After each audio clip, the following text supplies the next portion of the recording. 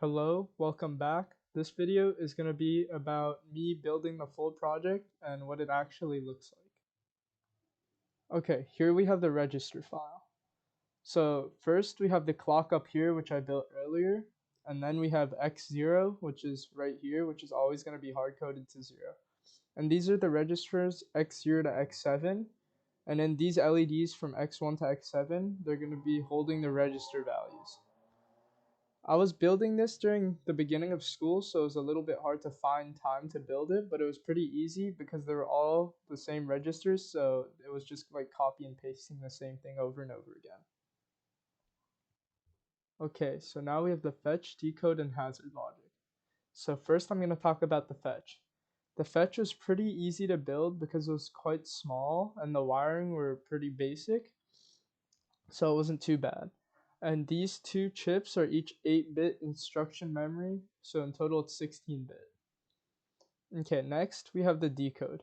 The decode was by far one of the hardest ones because of all the complex wiring and the big mistake that I made while wiring it, which was I forgot to connect ground and power till after I finished the wiring, which meant that it was harder to connect them and I could often forget, which would lead to a lot of debugging with the multimeter.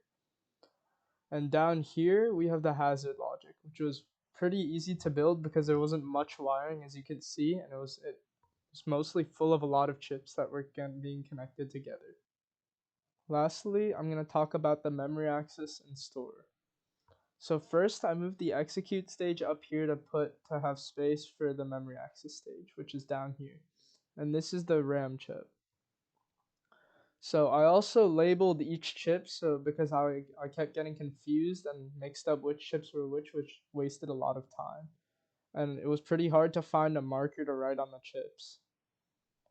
So, and then this is the memory access stage, which is a lot easier to build compared to the execute stage because it had a lot less wiring, so it was a lot nicer.